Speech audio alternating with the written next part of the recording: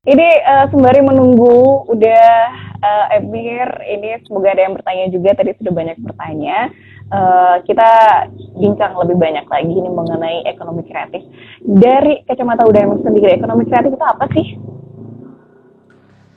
Ekonomi kreatif ya simpelnya ya basicnya ide kan. Jadi Iya. ide dan kreativitas uh, itu jadi uh, value added atau nilai tambah gitu. Jadi aset paling pentingnya adalah ide dan kreativitas gitu. Ya. Kalau misalkan contoh apa namanya nanam padi gitu kan, Hmm. ya revenue-nya atau pendapatannya kan dari cost biaya-biaya untuk misalkan air, pupuk dan sebagainya jadi padi dijual Hmm. untungnya berapa kurangin biaya produksi asetnya tanah itu sendiri itu kan dan Iya. bibit. Tapi kalau kreativitas itu nilai tambah yang paling besar adalah ya, ide dan kreativitas itu sendiri kalau ekonomi kreatif Mm-mm. gitu. Contoh film, salah satu industri kreatif kan film. Iya. Itu kan aset paling pentingnya manusia kan. Manusia Mm-mm. bisa acting terus bikin cerita dan sebagainya.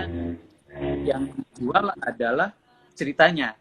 Iya. Itu nilai tambah yang paling besar kayak gitu. Jadi contoh ya negara yang paling sukses untuk menjadikan ekonomi kreatif jadi memberikan kontribusi terbesar terhadap perekonomian itu Korea Selatan.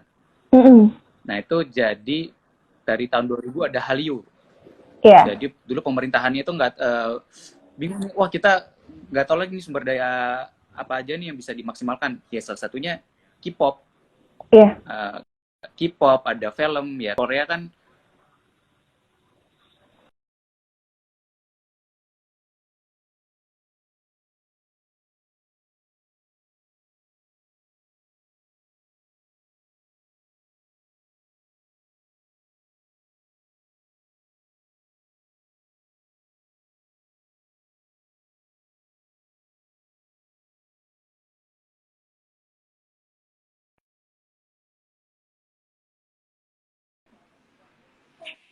Ya udah ya gitu jadi Sampai di K-pop ya? K-pop tadi. Hmm.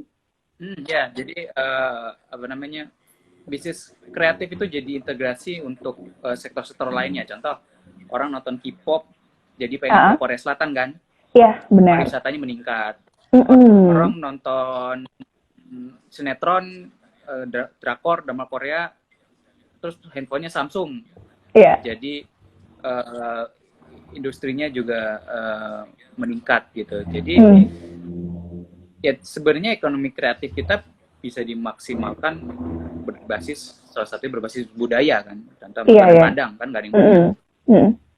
Ya, kalau bisa mana bisa kita terus memasarkan makanan Padang, pariwisata di Sumatera Barat, tapi Mm-mm. juga ya anak-anak kita harus punya skill set tertentu untuk memaksimalkan ekonomi kreatif tersebut. Misalkan film, ya kan harus belajar film juga, harus belajar acting juga gitu. Misalkan IT, startup, dan lain sebagainya. Ekonomi kreatif karena basicnya adalah ide dan kreativitas, ya pendidikan itu juga jadi hal yang penting. Iya. Eh, Tanpa adanya skill set atau pendidikan, ekonomi kreatif tersebut ya nggak nggak akan kemana-mana gitu. Mm-mm. Mm-mm. Jadi Mm. buat teman-teman, ya misalkan kita mau sebagai negara terus mengembangkan ekonomi kreatif, pendidikan di sektor ekonomi kreatif juga harus uh, ditingkatkan. Iya. Pendidikan dan juga ekosistemnya. Mm, mm. Baik, dari tadi nih udah Emir sering menyebutkan yang namanya skill set. Nah, mungkin ada beberapa dari teman-teman kita yang tahu dan ada beberapa yang masih kurang paham nih mengenai skill set. Boleh sedikit ini bantu dicerahkan atau dikasih penjelasan gitu deh, Emir. Ya sebenarnya ya apa ya skill kemampuan ya maksudnya Iya. uh, zaman sekarang kan orang makin makin spesialis gitu ya Mm-mm. dan nanti ke depannya ya karena kita isu sekarang semuanya tentang COVID gitu. Padahal Iya. setiap negara udah mempersiapkan 5G, udah mempersiapkan IoT. Nanti bisnis-bisnis usaha-usaha nanti ke depannya bisa digantikan oleh robot Iya. atau digantikan oleh data dan sebagainya. Mm-mm. Karena itu sebagai sebuah negara kan sumber daya utama adalah manusianya. Iya. Kalau manusianya itu nggak mempelajari hal yang baru, nggak tahu apa yang akan datang, ya nanti kita akan kalah bersaing. Mm-mm. Jadi skill set itu maksudnya ya apa namanya, ya skill yang harus kita improve untuk kita bisa beradaptasi ke depannya gitu. Iya. Tadi apa bisa berupa misalkan belajar tahu tentang teknologi atau tentang Mm-mm. IT, Iya. tentang digital marketing atau tentang desain Mm-mm. atau finance Iya. dan sebagainya. Tapi ya sebagai entrepreneur sebenarnya kita nggak perlu jago di semuanya, tapi mungkin tahu. Mm. Tapi yang penting misalkan punya visi tertentu, ya kalau kita kekurangan nggak jago di satu hal ya kita bisa hire orang lain kan, Iya. kayak Iya. gitu.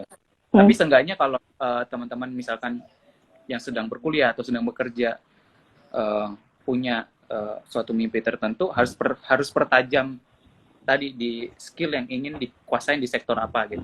Iya. Iya. Benar. Nah, udah Emir ini perihal bisnis, saya pernah dengar ini dari salah satu tutor ini menyatakan bahwa seseorang itu mesti harus fokus sama satu kategori bisnis aja. Menurut udah Emir ini benar apa enggak sih? Ya itu kan depends ya, itu kayak pertanyaan generalis dan Iya. apa namanya spesialis gitu kan. Iya. Ya kalau menurut saya ya satu pertama adalah jalanin yang kalian suka gitu. Mm-mm. Dan juga sukses nggak cuma materi gitu. Karena Iya. misalkan sekarang orang bisa jadi orang yang lagi punya duit pun ya semuanya lagi tergerus kan begitu Iya. kan. Iya. Iya. Yang happiness juga jadi suatu kesuksesan tersendiri. Jadi pertama ada jalanin yang disukain. Mm-mm. Kalau itu sudah mature, ya mungkin bisa ranah ke yang lain gitu. Iya. Tapi juga setiap orang beda-beda gitu. Mm-mm.